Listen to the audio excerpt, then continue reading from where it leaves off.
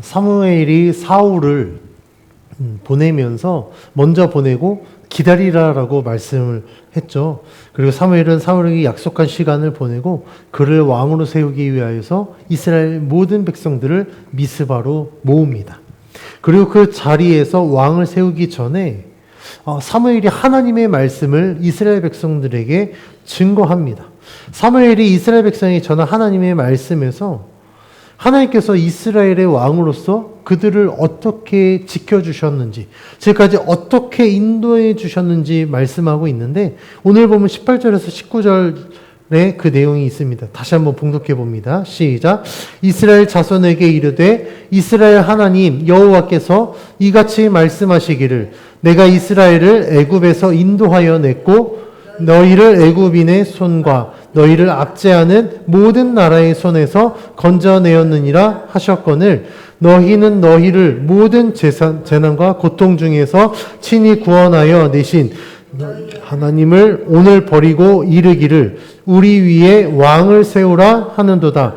그런즉 이제 너희의 지파대로 1000명씩 여호와 앞에 나아오라 하고. 하나님께서는 하나님이 이스라엘 백성들을 어떻게 지켜주셨고 어떻게 보호해 주셨는지 말씀하고 있습니다. 18절 말씀에 하나님이 어떻게 그들을 지켜주셨습니까? 애굽에서 인도하여 내고 뿐만 아니라 그들의 손에서 그들을 또한 압제하는 모든 나라의 손에서 건져내어 주셨다라고 말씀하고 있어요. 하나님이 이걸 강조하신 이유는 너희가 그토록 원했던 왕, 그 왕의 역할을 이미 내가 계속하고 있었다. 내가 너희의 왕이 되었기 때문에 너희가 애굽인의 손과 너희 압제하는 모든 나라의 손으로부터 안전할 수 있었다라고 말씀하고 있어요. 뿐만 아니라 19절 말씀에 모든 재난과 고통 중에서 내가 너희를 건져내었다, 구원하였다라고 말씀합니다. 그리고 하나님은 본문에서는 기록되어 있지 않지만 그들을 출애굽시켜서 어디로 인도하셨습니까? 가나안으로 인도하셨습니다. 물론 이스라엘 백성들이 하나님을 불신하여서 불순종해서 광야에서 40년 동안 방황했습니다. 그럼에도 불구하고 하나님 그들을 광야에서 지켜주셨어요. 그리고 약속한 대로 가나안 땅으로 인도하셨습니다.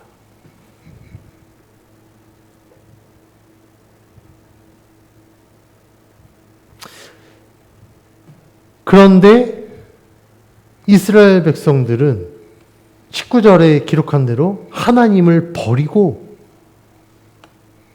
그들을 위하여 왕을 세울 것을 요구합니다. 사실 이스라엘 백성들이 왕을 요구한 가장 큰 이유는 20절에 기록되어 있습니다. 20절 말씀 같이 한번 봉독해 봅니다. 시작. 우리도 다른 나라들 같이 되어 우리의 왕이 우리를 다스리며 우리 앞에 나가서 우리의 싸움을 싸워야 할 것이니이다 하는지라. 아멘.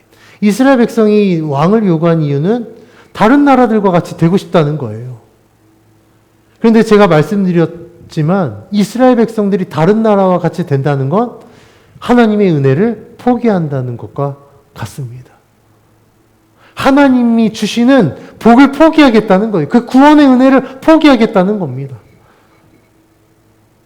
그런데 이스라엘 백성들은요, 다른 나라들과 같이 되어 우리에게 왕을 세우고, 그러면 그 왕이 우리 앞에 나가서 우리의 싸움을 싸울 것이고, 우리를 다스릴 것이다 라고 이야기합니다.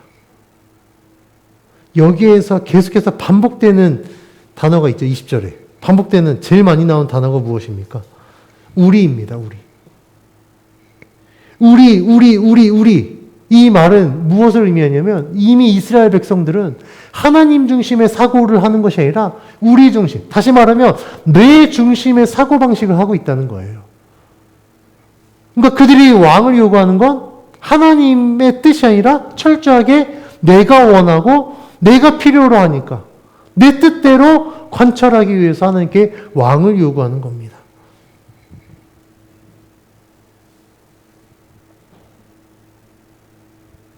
그런데 그들이 간과한 것, 잊어버린 것이 있어요. 그것은 무엇이냐면 하나님은요, 19절에 기록된 대로 그들을 모든 재난과 고통 중에서 구원해내셨다라는 겁니다. 하나님이 지금까지 그들을 지켜주셨기 때문에 가나안에 정착해서 이렇게 살 수 있었던 거예요. 근데 그 은혜를 저버리고 철저하게 자기중심적 사고를 하다 보니 왕을 요구하는 겁니다.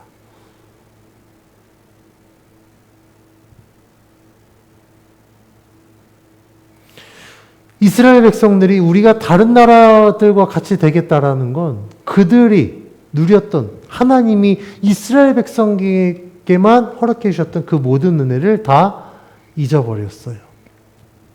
하나님이 이스라엘 백성들을 어떻게 인도하셨습니까? 출애굽 시켜주셨죠. 뒤쫓아오는 애국 군대로부터 그들을 보호해 주셨습니다. 광야에서 어떻게 지켜주셨습니까? 낮에는 구름 기둥으로, 밤에는 불 기둥으로, 만나와 메추라기로, 물이 없을 때는 반석에 물을 내어서 그들을 지켜주셨습니다. 우리 성도님들 낮에 이 구름 기둥과 밤에 불 기둥 잘 체감이 안 오시죠? 나중에 기회가 되면 이스라엘에 한번 가보시면 이게 얼마나 큰 은혜인지 정말 뼈저리게 느낍니다. 왜냐하면 이스라엘은요, 습하지는 않아요. 근데 엄청 덥거든요. 그런데요, 그 떼약볕을 피하는 그늘만 들어가도 살 수 있습니다. 근데 그늘 벗어나잖아요. 그 내려쬐는 그 태양빛에요, 정말 녹아들 것 같아요. 얼마나 뜨겁냐면 아스팔트 위에 계란 놓으면 정말 후라이 돼요. 그 정도로 뜨겁습니다.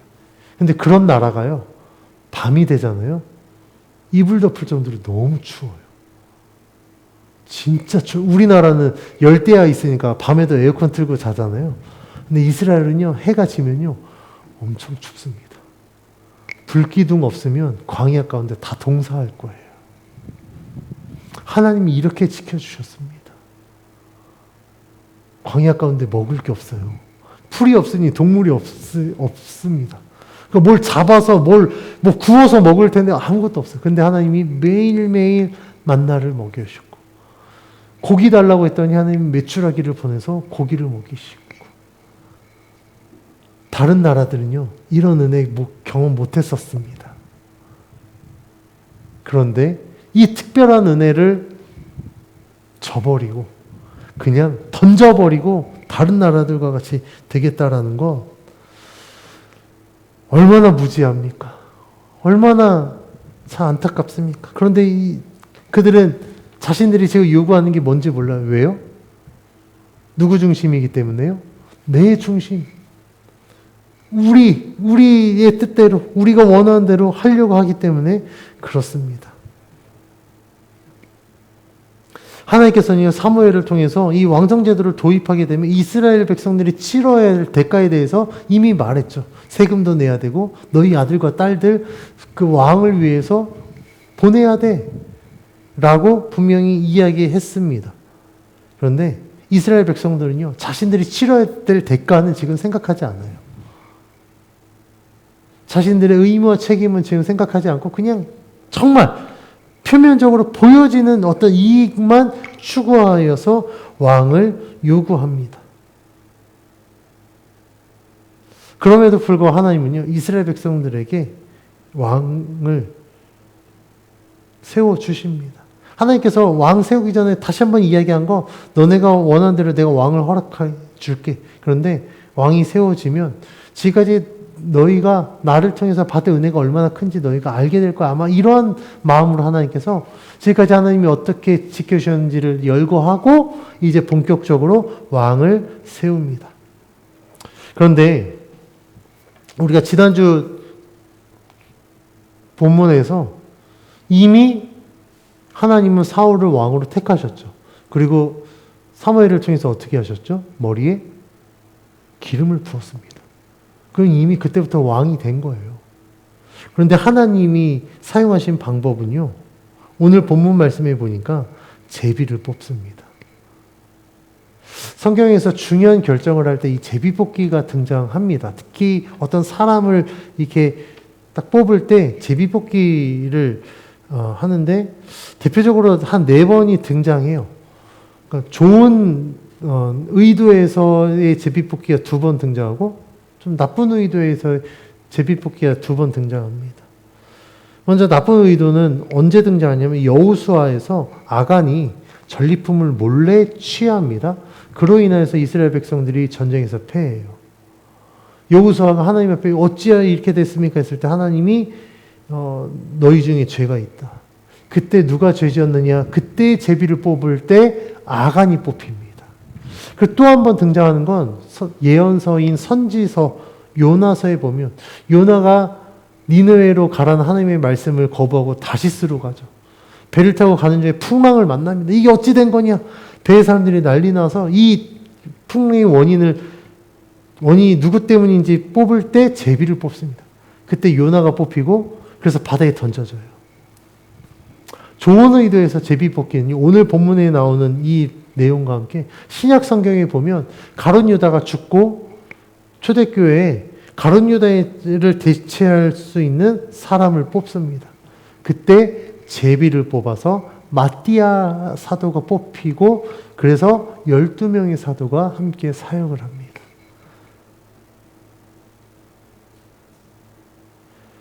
그러니까 이미 제비 뽑기는요, 이스라엘 백성들 중에 하나님께 맡겨드리고 하나님의 뜻대로 하나님이 원하시는 대로 사람을 뽑는 그런 어떤 방법이었던 거예요. 그런데 제가 이 본문을 읽으면서 하나님이 이미 사울을 택하셨고 사무엘을 통해서 머리에 기름 부으셨으면 사무엘 그 자리에서 하나님이 사울을 왕으로 선택하셔서 머리에 기름 부었다. 그럼 왕이 대관식하고 시작하면 되거든요. 근데 왜 하나님은 그렇게 안 하시고 제비뽑기를 하셨지? 저는 왜 그랬을까? 이 본문을 읽으면서 하나님이 얼마나 인격적인 분이신지 하나님의 인격에 대해서 제가 묵상을 했습니다. 하나님은요, 굉장히 인격적인 분이십니다. 왜냐하면요, 하나님 절대의 주권자이시거든요. 하나님의 뜻대로 다 하실 수 있는 분이세요. 근데 하나님은요, 하나님 뜻대로 안 하세요. 우리를 존중해 주십니다. 말 안 들으면 우리 부모가 그랬던 거잖아. 두들겨 패서 말 듣게 할 수도 있어요. 근데 하나님은 그러지 않으세요. 기다리십니다. 우리가 깨닫고 회개할 때까지 기다리세요. 오늘 본문에서도 하나님 충분히 하나님이시니까 내가 사울을 왕으로 선택했다? 공포할 수 있음에도 불구하고 이 방법을 쓰십니다.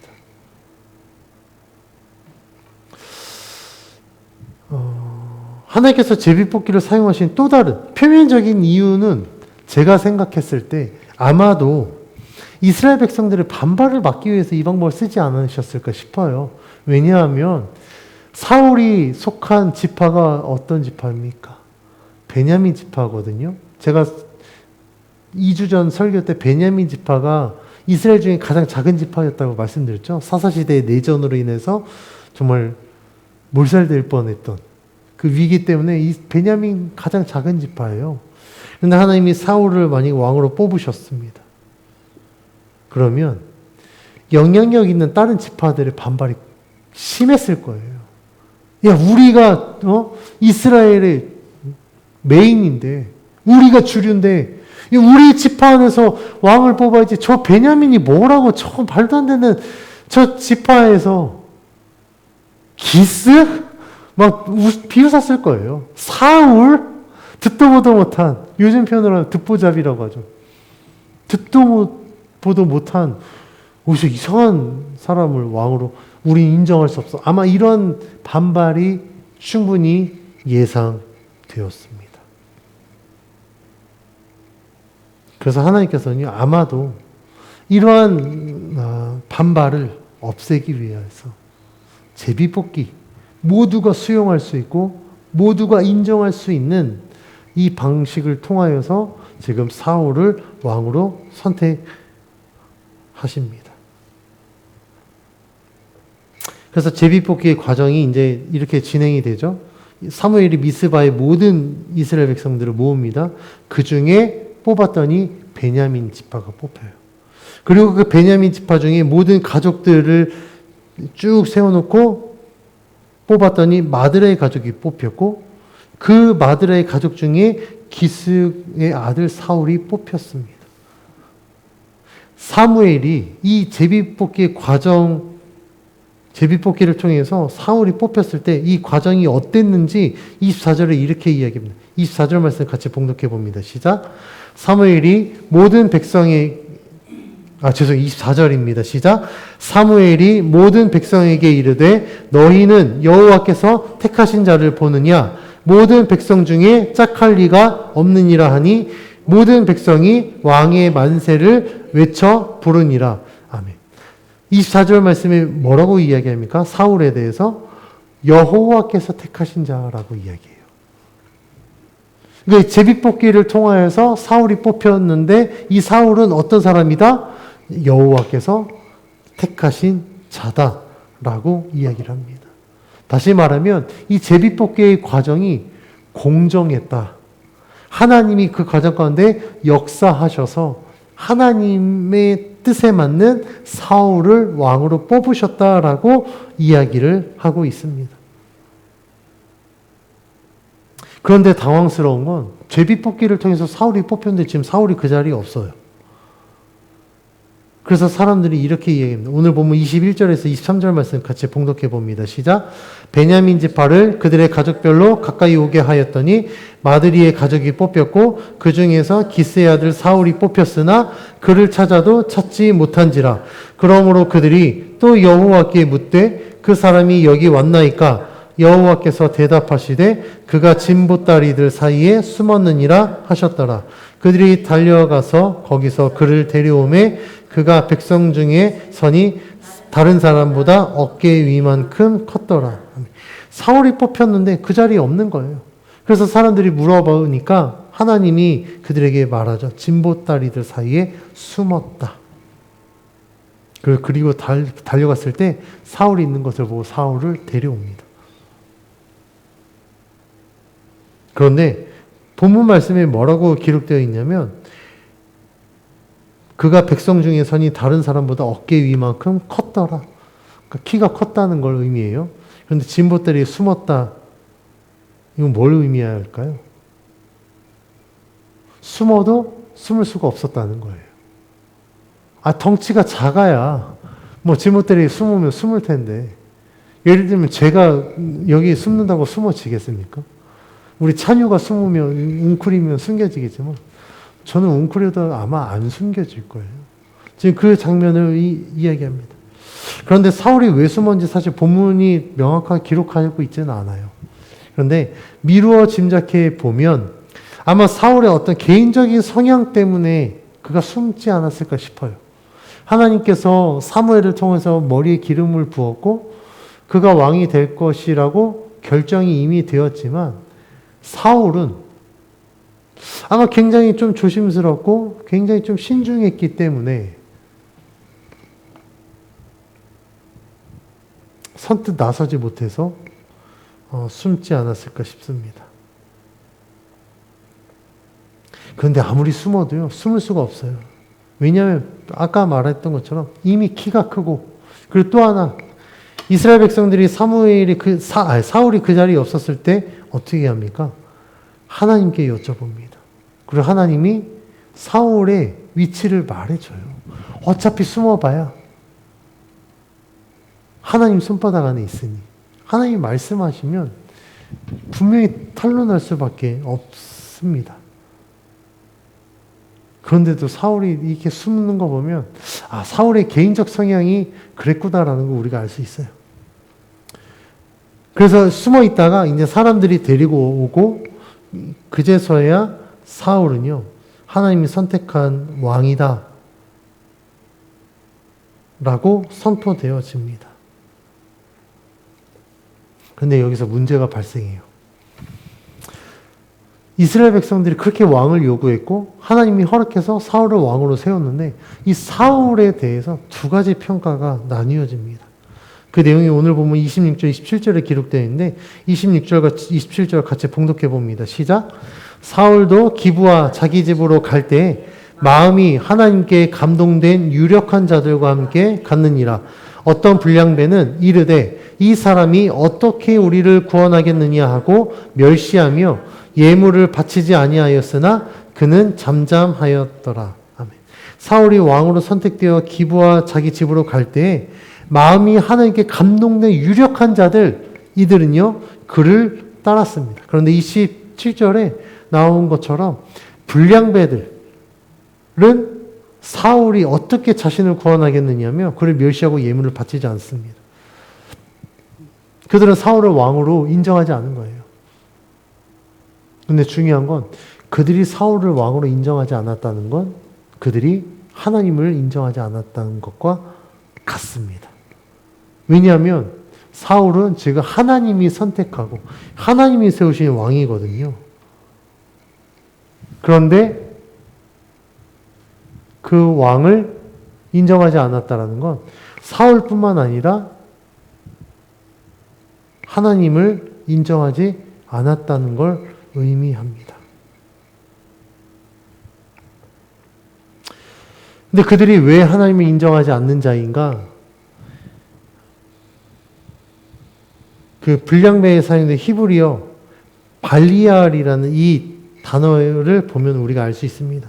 이 발리알은요, 악함, 쓸모없음, 무익한 존재라는 의미를 가진 단어입니다. 그런데 이 단어와 동일한 어원으로 사용된 또 다른 단어가 있는데 마귀의 별칭인 벨리알, 고린도 후서에 나오는 벨리알이라는 단어가 이 발리알이라는 이 단어와 어근이 같습니다.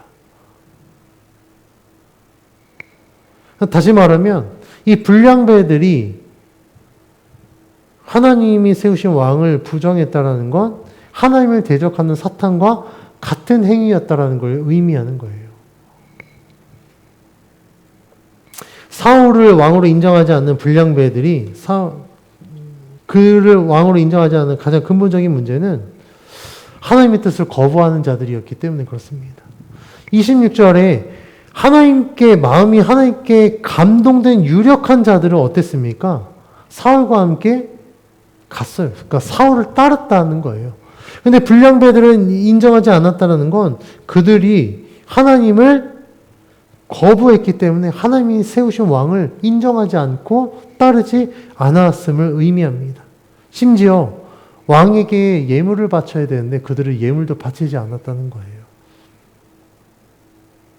그런데 이 불량배들과 같이 하나님을 신뢰하지 않고 불순종하는 자들에게 나타나는 특징들이 있습니다. 첫 번째 특징은요, 모든 일에 불만을 가져요. 제 불량배들 불만이 있죠. 그가 어떻게 우리를 보호하겠느냐 불만이 있어요.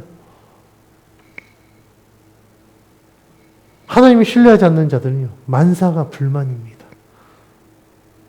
왜 불만일까? 자신의 뜻대로 되지 않기 때문에 그래요. 두 번째 특징은요, 자신만의 기준으로 남을 판단하고 정죄합니다. 그러니까 만족하지 못한 건 내 기준에 부합하지 않기 때문에 만족하지 못하죠. 근데 자기 기준 때문에 남을 판단하고 자꾸 정죄해요. 그 말은 자신의 기준이 가장 완전한 기준, 완벽한 기준이라고 착각하기 때문에 그렇습니다. 이런 사람들은요, 그 기준에서 벗어나지 못해요. 그 틀 안에만 갇혀 있어요. 그러니까 그 자신의 어떤 기준과 틀에서 벗어나면 그걸 정죄하고 받아들이지 못합니다. 그리고 어떻게 해서든 자신의 그 기준 안에서 자신의 뜻을 관철하려고 하니까 자꾸 부딪히게 돼요. 사람들과 트러블이 생기고 하나님의 뜻에 맞지 않기 때문에 자꾸 실패하게 됩니다. 이 불량배들도 이러한 특징들이 있어요. 자신들의 기준에서 이미 왕을 평가한 거잖아요.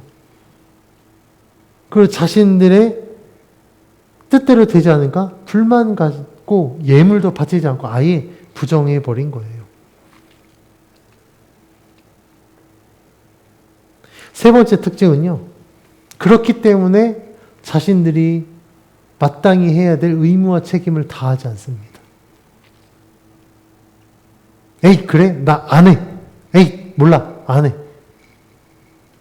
마땅히 자신이 해야 될 일들을 하지 않고 그냥 내버려 둡니다. 그런데 하나님의 사람은 달라요. 하나님의 사람은요. 그것에 순종하고 따릅니다. 사울이 왕으로 세워졌을 때 비록 사울이 정말 작은 베냐민 지파 기스의 아들이었지만 하나님이 그를 왕으로 택하셨다면 하나님의 뜻에 순종하고 그를 따릅니다. 그래서 26절에 그 마음이 하나님께 감동된 유력한 자들은 어떻게 합니까? 사울을 따라갑니다. 단순히 사람을 따라간 것이 아니라 그들이 사울을 따랐다는 건 사울을 왕으로 세우신 하나님을 따랐다는 것을 의미해요.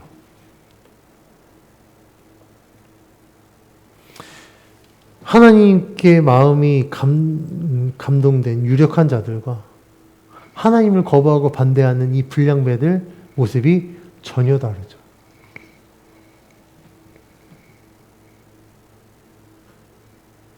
그 기준은 내가 얼마만큼 하나님의 뜻에 순종하고 그것을 신뢰하느냐와 그렇지 못하느냐의 차이에서 비롯됩니다.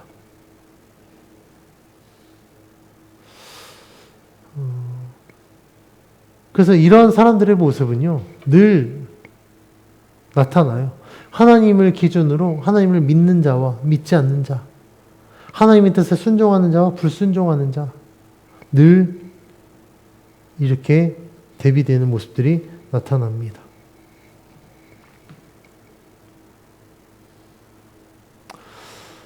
하나님의 뜻에 순종하는 자는요, 하나님의 뜻을 신뢰해요.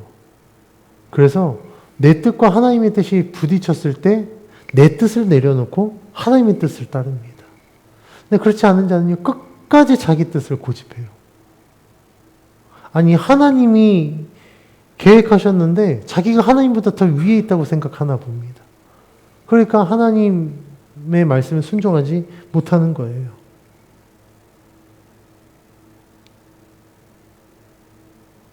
근데 그럼에도 불구하고 하나님은요, 하나님의 뜻을 이루기 위해서 가장 인격적인 방법으로 하나님은 일하신다는 겁니다. 오늘 본문 말씀에 사울을 왕으로 세우셨지만 하나님이 그를 어떻게 뽑으셨죠? 제비뽑기로 뽑으셨어요. 그러니까 하나님의 뜻을 이루기 위해서 이스라엘 백성들의 방법으로 사울을 뽑으신 거예요. 하나님은 이렇게 일할 때가 굉장히 많습니다. 하나님의 뜻을 이루시기 위해서 우리의 방법을 사용하실 때가 굉장히 많아요. 사실 하나님의 뜻을 하나님의 방법으로 이루셔도 할 말 없어요. 왜냐하면 하나님 절대 주권자이시니까. 근데 하나님은요, 하나님의 뜻을 우리들의 방법으로 이루십니다. 그것은요, 하나님이 우리를 그만큼 인격적으로 대하시고 우리를 존중해 준다라는 뜻이에요.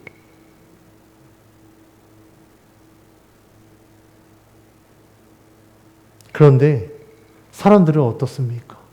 하나님이 이렇게 인격적으로 일하시고 우리를 존중함에도 불구하고 그 하나님의 뜻에 순종하지 않습니다. 받아들이지 않아요. 그리고 자신의 뜻을 관철하기 위해서 끊임없이 고집을 부립니다. 이런 사람들의 모습은요, 하나님과 달리 굉장히 비인격적이고 너무나도 독선적입니다.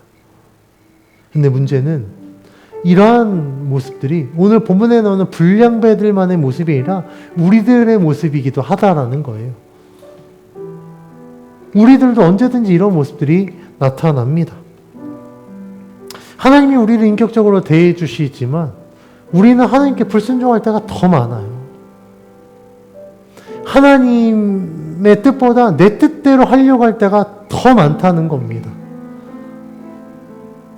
내가 하나님의 뜻에 딱 맞춰가면 하나님이 가장 완전한 것으로 이루실 텐데 내 뜻과 하나님의 뜻에 충돌해? 근데 나는 이게 하고 싶으니까 하나님의 뜻 그냥 버리고 그냥 무시하고 내가 원하는 대로 하려고 합니다. 그리고 그렇게 살아갑니다. 그러면 그 결과가 어떻습니까? 그 결과는 실패할 수밖에 없어요. 왜냐하면 우리는 완전한 존재가 아니거든요. 수많은 변수들을 우리는 예상할 수 없습니다. 근데 그렇게 실패하고 돌이켜서 이제는 정말 전적으로 전심으로 하나님을 신뢰하면 되는데 또 고집 피우고 또 넘어진다는 거예요. 그게 우리들의 연약함입니다. 왜 우리는 이런 선택을 할 수밖에 없을까? 철저하게 내 중심적 사고를 하기 때문에 그래요. 하나님 중심으로 생각하면 하나님의 뜻이 맞고 하나님께 순종하는 게 맞는데 내 중심으로 생각하니까 내가 본 게 다인 것 같고 내가 생각한 게 가장 완전하다고 착각해서 하나님의 뜻을 저버리고 내가 원하는 대로 살아가는 겁니다. 그래서 우리들은요, 내 삶에 내가 주인이 되면 철저하게 나의 성공을 위해서, 나의 평안을 위해서, 내 만족을 위해서 살아갑니다.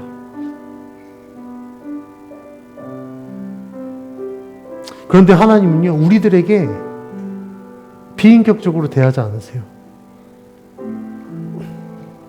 우리는 우리의 방법대로 행하려고 하지만 하나님은요, 하나님의 뜻대로 이루시는 분입니다. 그런데 하나님의 뜻을 하나님의 방법으로 이루실 때도 있지만 하나님의 뜻을 우리들의 방법으로 이루실 때도 있습니다. 왜냐하면 하나님은 인격적인 분이기 때문에 그렇습니다. 우리를 존중하셔서 우리를 가장 인격적으로 대하시기 때문에 하나님의 뜻을 우리들의 방법으로 이루십니다. 모든 주권자이신 하나님, 그 하나님께서 우리를 인격적으로 대하시고 우리를 존중하신다는 이 사실이 우리들에게 은혜입니다. 이게 하나님의 사랑입니다. 그래서 우리는 하나님께 순종하는 삶을 살아야 됩니다. 하나님의 뜻에 나의 뜻을 맞춰서 하나님이 인도하시는 대로 순종하는 삶을 살아야 됩니다. 이것이 진정한 그리스도인의 삶입니다. 여러분들은 어떻게 살고 있습니까? 하나님의 뜻에 내 뜻을 맞춰 살고 있습니까? 아니면 하나님의 뜻 그냥 제치고 내 뜻, 내 욕심만 이루기 위해서 살고 있습니까? 하나님은요, 지금도 기다리고 계세요. 하나님의 뜻을 내가 이루는 삶을 살기 위해서 하나님은 지금도 기다리고 일하고 계십니다. 우리가 불량배의 삶을 살겠습니까? 불량배는 뭐라고요? 벨리알, 사탄과 같은 존재라고요.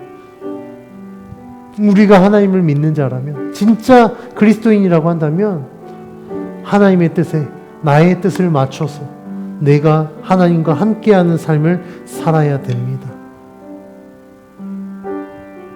그래서 저는 믿음으로 권면합니다. 우리가 우리의 삶에서 매일매일 기도했으면 좋겠어요. 하나님, 오늘도 나에게 주신 이 하루의 삶 속에 내가 하나님의 뜻대로 살 수 있도록 주님 믿음을 주십시오. 지혜를 주십시오. 그리고 주님 지켜주십시오. 나의 생각과 나의 마음을 지켜주셔서 내가 교만한 생각, 이 내 중심적인 이 사고방식으로 인해서 하나님께 범죄하지 않고 사람을 정죄하지 않도록 하나님 나를 지켜주십시오.